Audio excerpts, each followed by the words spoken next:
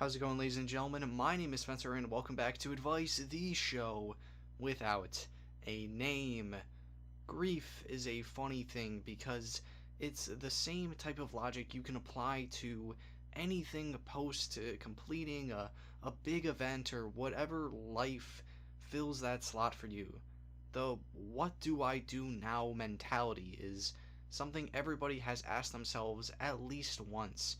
And when dealing with grief, kind of a follow up to episode 18's death, but hey, here we are, it's weird because we feel so many different emotions all at the same time.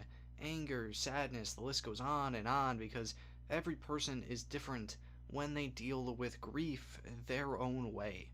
Through my experience, good old 22 years, I've struggled with grief a whole lot, mainly just because everything in my life has been, let's just say, a little difficult. On my mom's side of the family, there's no one left standing back in the 3rd grade for me. At some level, I feel like grieving or talking about death because it's second nature. It's a totally normal thing for me. As kids, we become complacent and okay with things around us, and that has definitely seemed to have a rub-off effect on me, and that is something I've really had to work past for me to realize that it isn't normal to feel overly emotional or feel nothing at all. If both of the two major points I hit on are the two opposite sides of the spectrum, you know there is a problem. And that's a work in progress and will maybe be for the rest of my life. But for me, I'm happy I can just do what I need to improve on.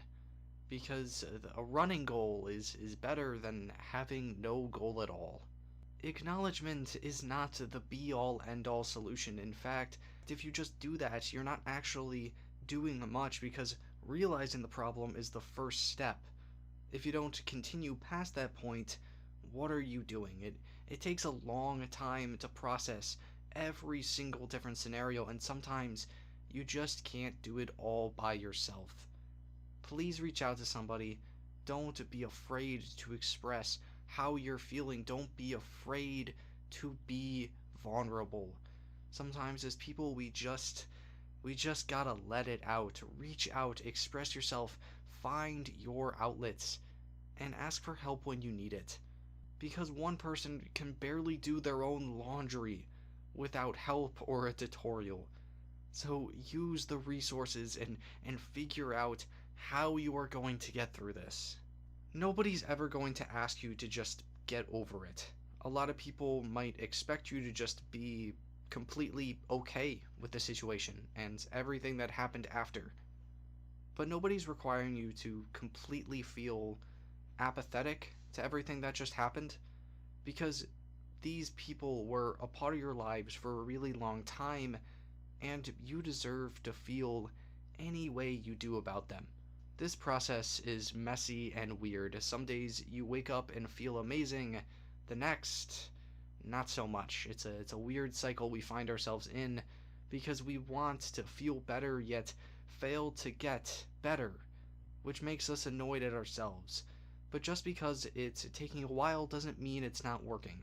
Just because your process is slower than others is an excuse to get mad over. You have to take your time and be okay with yourself, with life, because it has a funny way of working itself out.